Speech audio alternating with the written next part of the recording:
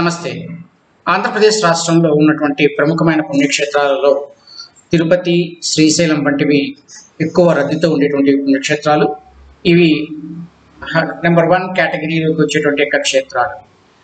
అయితే శ్రీశైలంకి సంబంధించినంత వరకు కూడా శ్రీశైలంకి వెళ్ళేటువంటి 2 మార్గాలు కూడా పూర్తిగా టైగర్ రిజర్వ్ జోన్లో వెళుతున్న కారణంగా శ్రీశైలంకి వెళ్ళేటువంటి ప్రయాణికులకు ఉన్నటువంటి ప్రధానమైన ఇబ్బంది రాత్రి 9 గంటల సమయం నుంచి ఉదయం 6 గంటల వరకు ట్రాఫిక్ని నిలిపివేయడం జరుగుతుంది. అదేవిధంగా బస్సెస్ కూడా అవి ఫారెస్ట్ చెక్ పోస్ట్ దగ్గర ఆగిపోవడం, తద్వారా కొంత అసౌకర్యానికి గురి కావడం జరుగుతుంది. అయితే త్వరలో ఈ రకమైనటువంటి ఇబ్బంది తొలగిపోబోతోందనేది ప్రయాణికులకు, యాత్రికులకు అందరికీ కూడా ఒక శుభవార్త. దీనికి సంబంధించినటువంటి విషయాన్ని మనం పరిశీలన చేసే ముందు ఈ మ్యాప్ ఏమిటి అనేటువంటిది మనం చూద్దాం. ఈ రూట్ మ్యాప్కి సంబంధించినటువంటి కాన్సెప్ట్ ఇప్పుడు మనం తెలుసుకుందాం. ఇది ప్రజెంట్ ఉన్నటువంటి ఈ ఎల్లో కలర్ లైన్లో కనిపిస్తున్నటువంటిది హైదరాబాద్ నుంచి శ్రీశైలం వెళ్ళేటువంటి రూట్. ఈ రూట్ సుమారుగా 80 కిలోమీటర్ల లెంత్తో ఉన్నటువంటిది. అంటే మన్ననూరు పాయింట్ నుంచి ఇక్కడ ఉన్నటువంటి శ్రీశైలం దేవస్థానానికి చేరుకునేటువంటి మొత్తం డిస్టెన్స్ వచ్చేసేసి 80 కిలోమీటర్లు. ఈ 80 కిలోమీటర్లు పూర్తిగా ఘాట్ జర్నీ, అంతా కూడా టైగర్ రిజర్వ్ జోన్లో జరిగేటువంటి జర్నీ.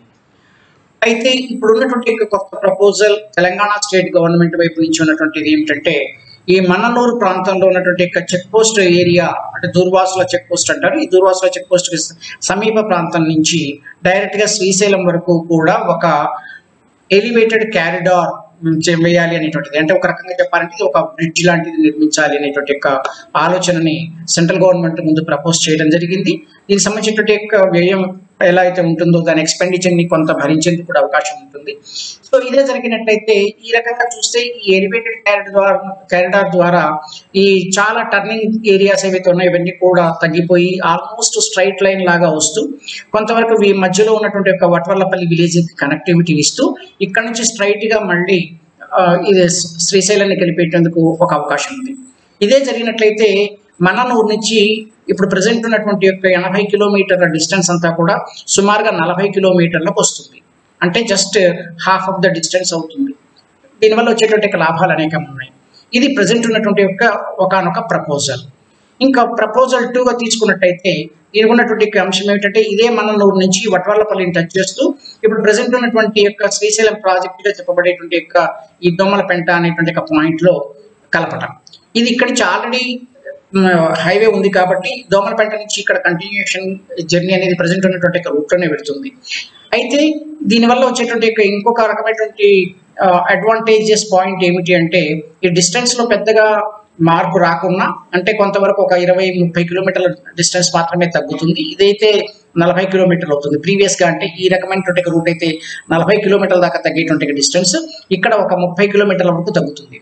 అయితే దీనికి కొనసాగింపుగా సెంట్రల్ గవర్నమెంట్ ఒక కొత్త రకమైనటువంటి ప్రాజెక్టుతో ముందుకు వచ్చింది.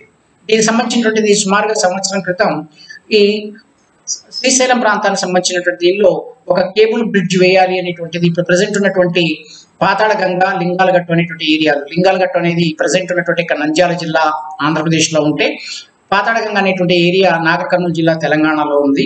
ఈ 2 భాగాలను కలుపుతూ ఇప్పుడు ఉన్నటువంటి బ్రిడ్జ్ చాలా పాతది అయిపోయిన కారణంగా ఈ ఏరియాలో ఒక కేబుల్ బ్రిడ్జ్ వేయడానికి 400 కోట్ల రూపాయలతో ఒక ప్రాజెక్టుని చేపట్టడం జరిగింది. దాని వర్క్స్ కూడా త్వరలో స్టార్ట్ కాబోతున్నాయి అనేటువంటిది ఇంకొక వార్త.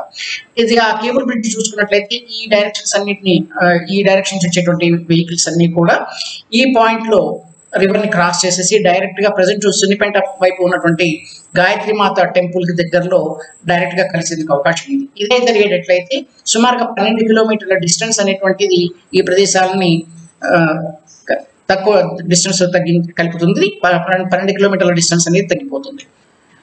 ఇక్కడ ఉన్నటువంటి ప్రజల రవాణా అవసరాల కోసం అని చెప్పి కూడా ఈ రూట్ ని ఎన్నుకునేందుకు అవకాశం ఎక్కువగా ఉంది. ఇది దీనికి సంబంధించినటువంటి సమాచారం. ఇది న్యూస్ పేపర్ గా చూసుకున్నట్లయితే 29 మే 2024 నాటి నమస్తే తెలంగాణ న్యూస్ పేపర్ లో పేజీ నెంబర్ 12 లో ఇది ఇవ్వడం జరిగింది, మెయిన్ ఎడిషన్ లో. ఇది చూసినట్లయితే హైదరాబాద్ శ్రీశైలం మార్గంలో భారీ ఎలివేటెడ్ క్యారిడార్ 4 లేన్లతో 70 కిలోమీటర్ల మేర నిర్మాణానికి ప్రతిపాదన అన్నారు.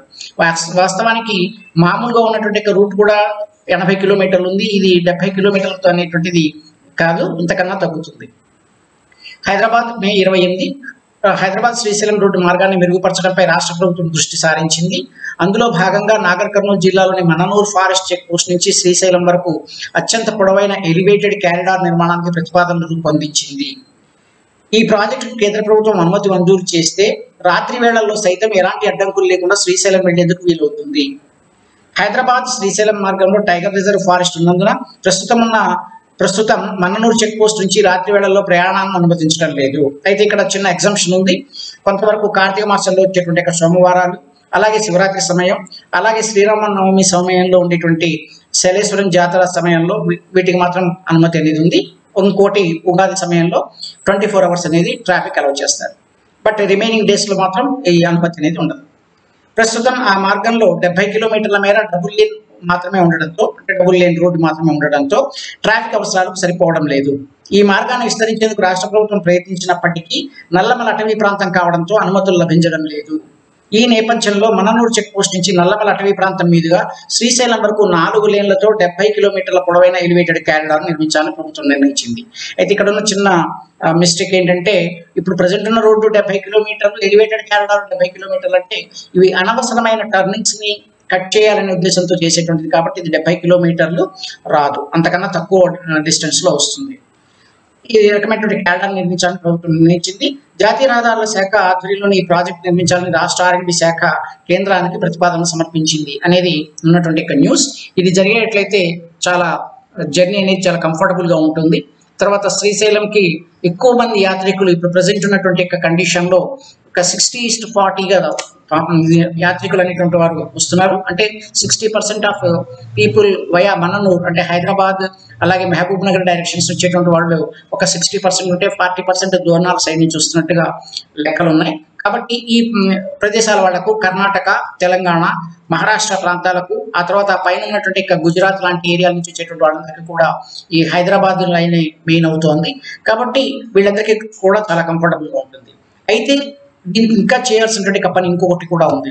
ఇది ఈ రకంగా శ్రీశైలాన్ని చేరుకున్న తర్వాత ప్రజెంట్ ఉన్నటువంటి దోర్నాల నుంచి వచ్చేటువంటి రూట్, ఈ హైదరాబాద్ రూట్ కలిసేటువంటి వీరభద్ర స్వామి స్టాచ్యూ ఉన్న ఈ ప్రాంతం నుంచి ఇక్కడ నుంచి దోర్నాలకు కూడా ఇలానే ఒక ఎలివేటెడ్ కారిడార్ లాంటిది ఆంధ్రప్రదేశ్ స్టేట్ లో నిర్మింపబడినట్లయితే ఇక్కడ ప్రజెంట్ ఉన్నటువంటి 45 కిలోమీటర్ల లెంత్ ఏదైతే ఉందో, ఈ ఎల్లో కలర్ లో ఉన్నటువంటి రూట్ ఏదైతే ఉందో, డేంజరస్ టర్నింగ్స్ సుమారుగా ఇక్కడ ఉన్నటువంటి చింతల ఘాట్ ఒక 6 కిలోమీటర్ల అత్యంత ప్రమాదకరమైనటువంటి ఘాట్ ఇది, ఇవన్నీ కూడా చాలా అవాయిడ్ చేస్తూ ఒక స్ట్రైట్ రూట్ లో ఉన్నట్టయితే సుమారు ఒక 20 కిలోమీటర్లలోనే దోర్నాల నుంచి శ్రీశైలం చేరుకునేందుకు అవకాశం ఉంటుంది.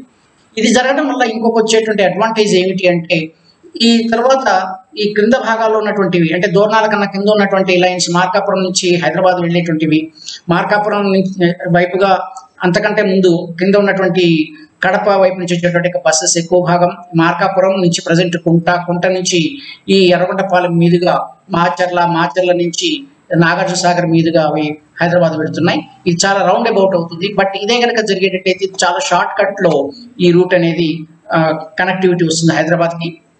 తర్వాత నైట్ టైం కూడా అనేక ప్రదేశాలకు సంబంధించినటువంటి వాళ్ళందరికీ కూడా ఈజీ యాక్సెసిబిలిటీ ఉంటుంది. ఇప్పుడు చూసుకున్నట్లయితే ఈ క్రింద ఉన్నటువంటి నంద్యాల నుంచి వచ్చేటువంటి బండ్లు ఎక్కువగా నంద్యాల నుంచి ఇవి కొంత మార్కాపురం వైపుగా, మార్కాపురం నుంచి పూర్తిగా ఈ మాచర్ల నుంచి ఇక్కడ సాగర్ని దాటేసేసి ఇవి ప్రయాణం చేస్తున్నాయి.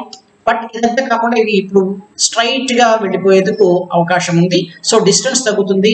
తర్వాత శ్రీశైలంకి ఎప్పటికీ కూడా కనెక్టివిటీ అనేది ఏర్పడుతుంది. ఇది దీనికి సంబంధించినటువంటి అంశాలు. దీనికి సంబంధించినటువంటి మీ ఒపీనియన్ ఏదైతే ఉందో తెలియజేస్తానని ఆశిస్తున్నాను. Thank you for watching.